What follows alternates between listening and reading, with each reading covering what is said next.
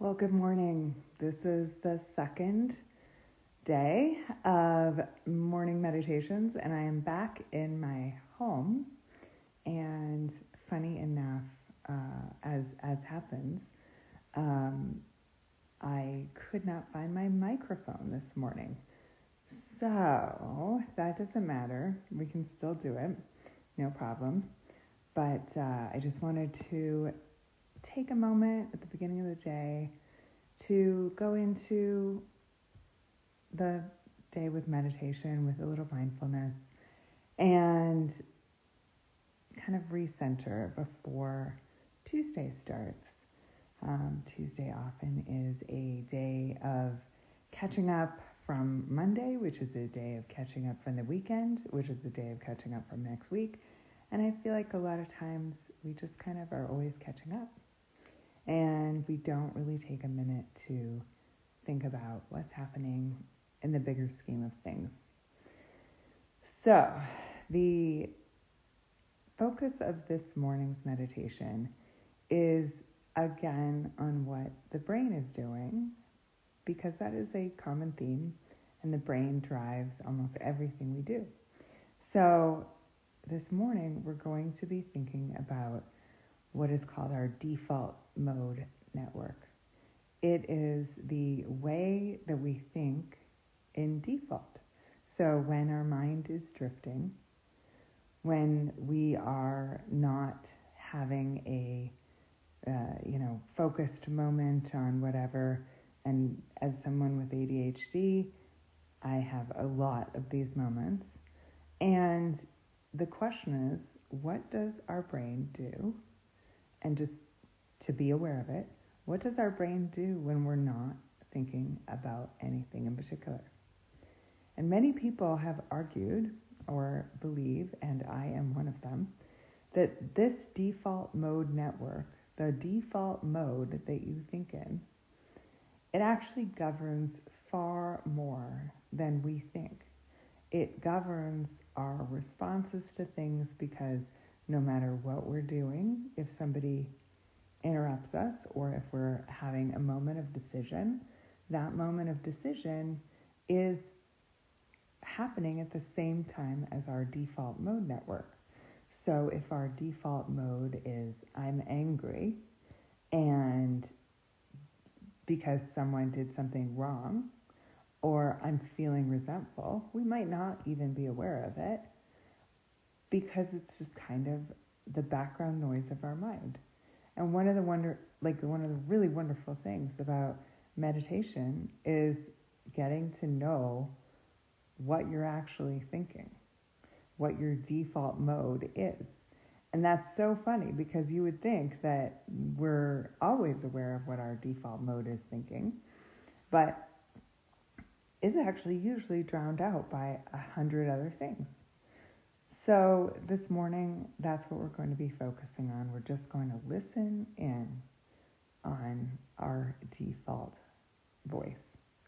If you have not joined me or followed me, or if you don't know anything about me, my name is Danielle. I've been doing meditation for about 15 years, and my primary method of meditation is transcendental meditation, which is silent and doesn't play very well on Instagram.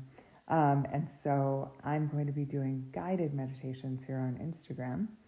I am becoming a certified mindfulness mentor.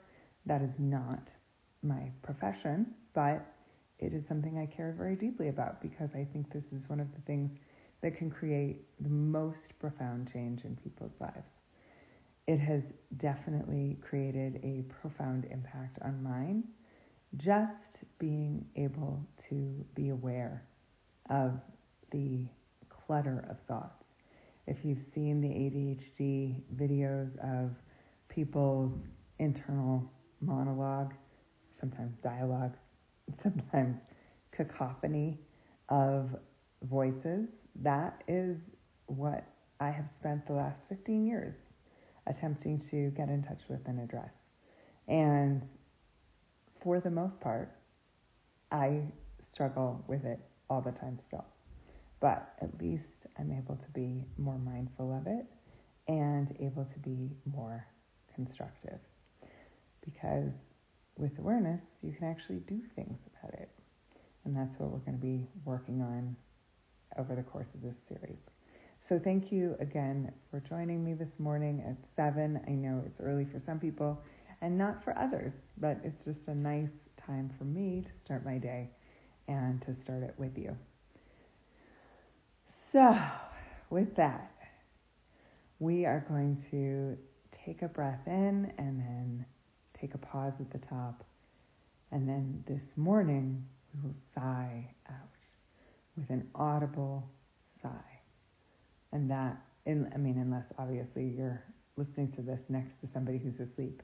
But if you are waking up this morning, what we want to do is we want to take as much air into our lungs as possible, because we rarely actually expand our lungs to the maximum. So we're going to take a couple of those breaths. Ready? Okay, breathe in. And hold at the top for a second.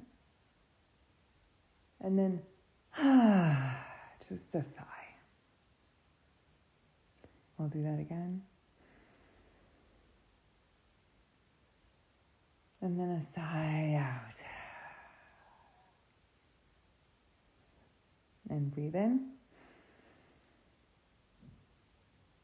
And a sigh out. Love it. All right, and if you feel comfortable doing so, please close your eyes. This helps to not get distracted from the things that are around you. Okay? And just keep breathing deeply. You don't need to control your breath in any way. But just focus on breathing deeply and slowly. Usually the issue with our breath is not that we're breathing too fast, it's that we're breathing too shallowly. And sometimes when we have, I don't know about you, but I've gotten panic attacks in the past. And sometimes having panic attacks, we feel like we can't breathe. And the reason is because we're actually holding in our breath, not because there's anything wrong with our breathing. So if you are in a situation where you want to eliminate feelings of panic, feelings of shallow breathing, focus on breathing out fully first, so that you can have the maximum capacity of your lungs.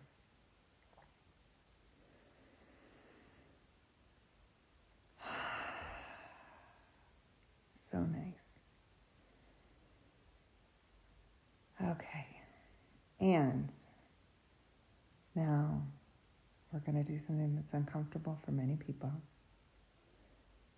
And it's okay. You can sit with the discomfort as much as you can. We're just going to sit in silence. And we're going to wait for our brain to do the work of our brain, which is surfacing thoughts and ideas.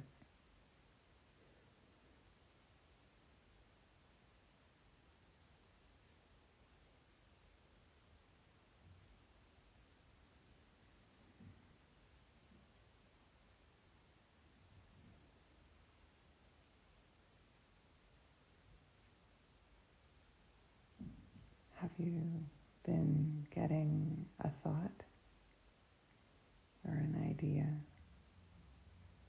Something that is reminding you of something you had to do during the day, today, maybe something held over from yesterday.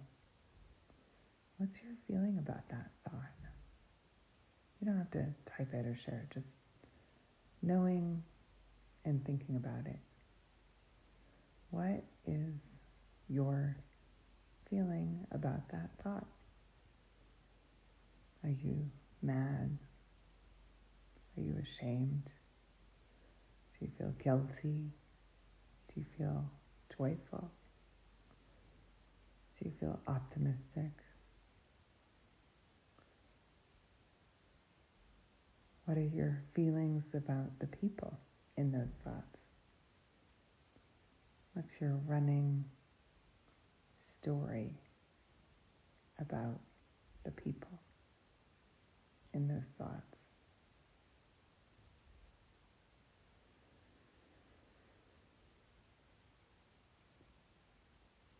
I can tell you when I have a moment, many of the things that come rushing into my mind have to do with things I've forgotten, things that I am anxious about forgetting. And I suddenly feel a rush. I feel rushed, I feel late. And then on the tails of that, because when I feel rushed and late, that induces shame because of how I feel about who I am and my scattered mentality. It's a feeling of shame about who I am as a person, how I show up. I can never get enough done. I can never be on time. Why can't I ever get it together? And then when I start asking the why can't I ever get it together, I start thinking of all the reasons why I can't get it together.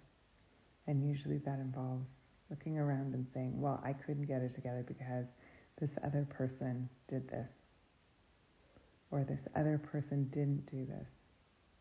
Or I was cleaning up after this other person. This is the train of my default mode network. What is yours? And again, you don't have to comment. I don't want you to take a minute to respond. Just think of what are the thoughts and what are the feelings? And then what are the thoughts after those feelings? What are the thoughts after those feelings?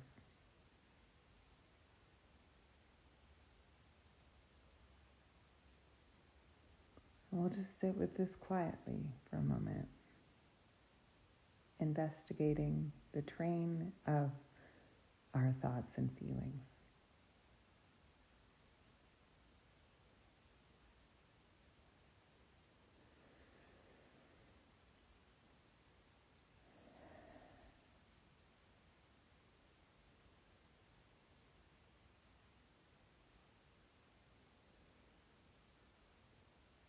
Wonderful. Thank you for joining me on this. Today, for the rest of today, when you catch yourself dreaming, daydreaming, thinking of nothing in particular, but everything all the time, just take a moment of reflection. What is my usual train of thought around this?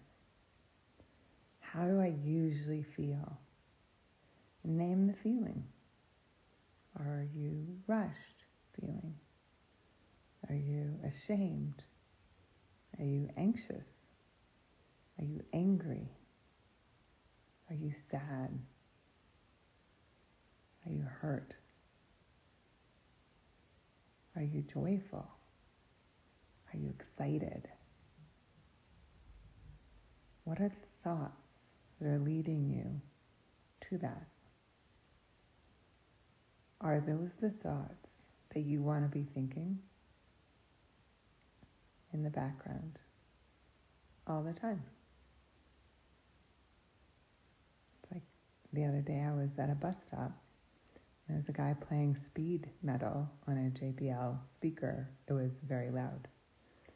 The bus driver, two bus drivers in fact, did not stop. And I couldn't help but thinking, this guy is screwing up our ability to get on this bus. And that was my default mode. was not this bus driver is a jerk or anything. It was this guy is screwing up our ability to get on the bus. And that was a judgment. And I did not want to have that judgment. Just being aware of them is the first step to changing the habitual thoughts that you have. So today, while you're going through your day, just notice your habitual thoughts.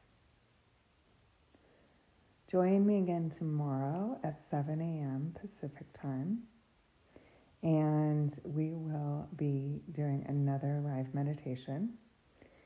This is a really wonderful thing for me to do, just because it is something that has changed my life so much.